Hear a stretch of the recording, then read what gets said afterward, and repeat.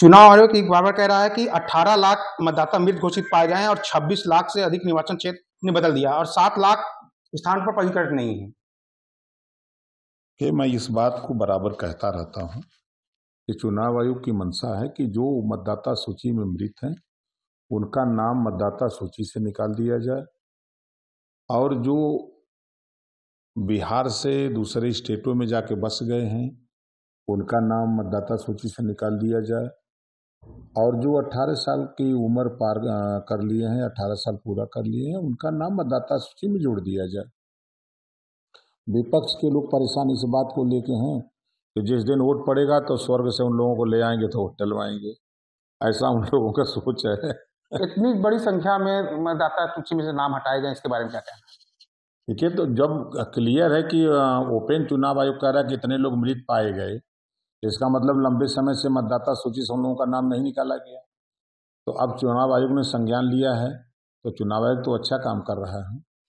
बिहार की कानून व्यवस्था को लेकर तेजस्वी यादव ने बोला भगवान भरोसे चल रही है। जब तेजस्वी के पिताजी की सरकार थी, उनके माताजी की सरकार थी, तो जंगल राज की संज्ञा दी जाती थी।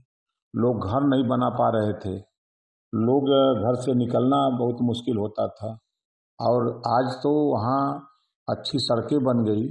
वही लालू यादव जी कहते थे कि सड़क बनवा के क्या करोगे।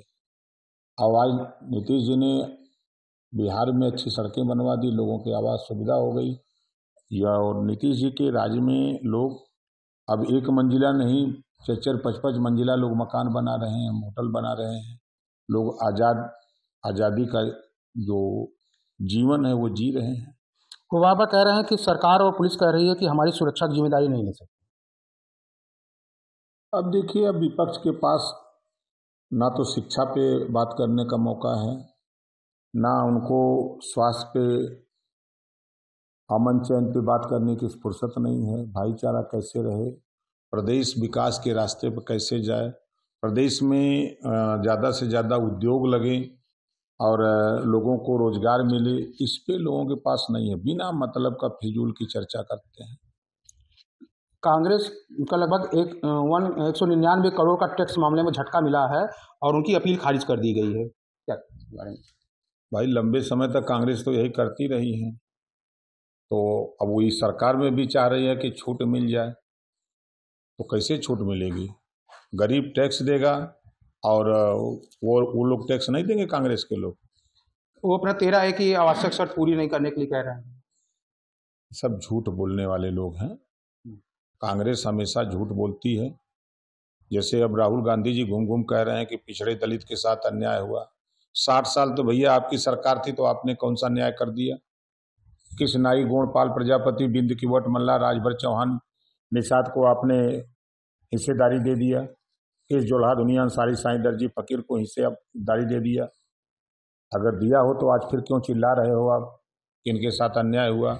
अन्याय तो लंबे समय तक आप ही की सरकार रही है, आपने किया है। अमेरिका सांसद में अगर रूस से तेल खरीदा जाएगा तो आपकी अर्थव्यवस्था कुचल देंगे, ये धमकी दी जा रही है चीन और भारत और चीन को चेतावनी दे रही है। ऐसा है, वो ऐसे बोलते रहते हैं चर्चा में बने रहने के लिए, और कहीं कुछ नहीं है। सांसद गहम ने भी कहा है कि रूस से व्यापार करने वाले को 500% टैरिफ प्रस्ताव बिल भी रखा जाएगा, सांसद में रखने के लिए बोल रहे हैं। वो कुछ और नहीं कर पाएंगे, और कितना हो बिल ले आवे।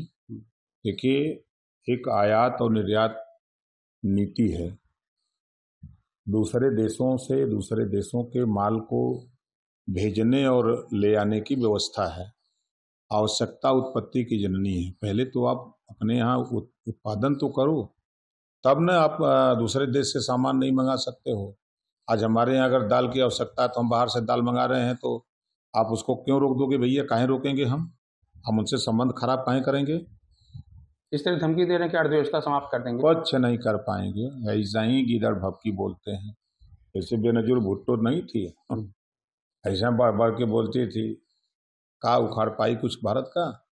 आज तो भारत पाकिस्तान में 100 किलोमीटर अंदर घुस करके आतंकवादी 9 ठिकानों को ध्वस्त कर दिया। तो ये गिदड़ भपकी बहुत सुने हम लोग।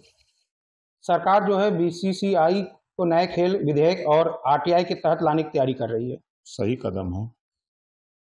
कितना तक हद तक सही है सोचना चाहिए? देखिए, पारदर्शिता लाने के लिए जो बीच में विसंगति थी उसको दूर करने के लिए सरकार का प्रयास होता है। नेशनल स्पोर्ट गवर्नर के बिल आज संसद में पेश किया जाएगा, क्या कहना चाहिए? अच्छी है, सरकार की पहल अच्छी है, पेश करना चाहिए, बिल्कुल होना चाहिए। कांग्रेस के महासचिव कह रहे हैं कि मजबूरी में इस्तीफा क्यों दिए हैं और कम से कम राज्यसभा में बिजनेस एवाइड कमेटी की अध्यक्षता करने के कुछ घंटे बाद इस्तीफा दिए।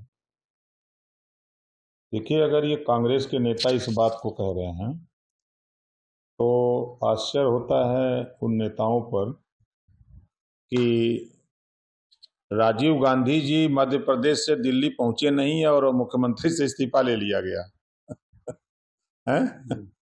तो उसका कारण बता सकती है कांग्रेस क्या था?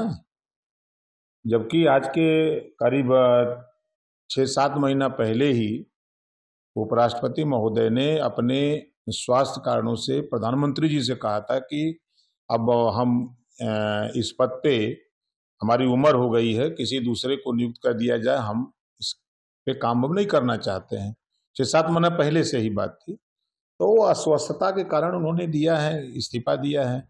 अब उसको कहा इन लोगों के पास कोई काम तो है नहीं, तो उसी को बाल का खाल निकाल रहे हैं।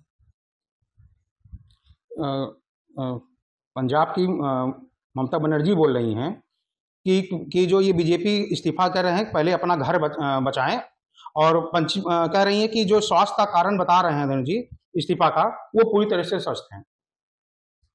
वो डॉक्टर हैं।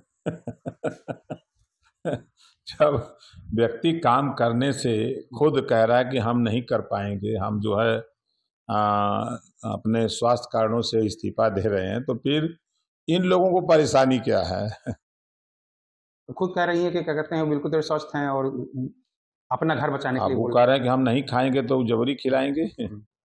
वो काम करना नहीं चाहते हैं और वो कह रहे हैं कि भाई अब हमारी उम्र हो गई, अब हम उसको नहीं कर सकते हैं। तो इन लोगों को परेशानी किस बात की है? तो बिहार में मतदाता सूची में लगभग 52 लाख लोगों का नाम हटाए गए, चुनाव आयोग ने बताया है। देखिए, मैं बार बार कहता हूं कि बिहार में 3 चीजें चुनाव आयोग चाहता है। पहला चाहा कि जो जिनकी मृत्यु हो गई है उनका नाम निकाल दिया जाए। दूसरा, चुनाव आयोग चाहता है कि जो 18 साल की उम्र पूरा कर लिए उनका नाम दर्ज कर लिया जाए। तीसरा, चुनाव आयोग का है कि प्रदेश से जो बाहर जाके बस गए हैं, वहां मतदाता सूची में नाम दर्ज करा लिए हैं, तो ऐसे लोगों का नाम वहां से वोटर लिस्ट से निकाल दिया जाए। चुनाव आयोग ने बताया कि लगभग 18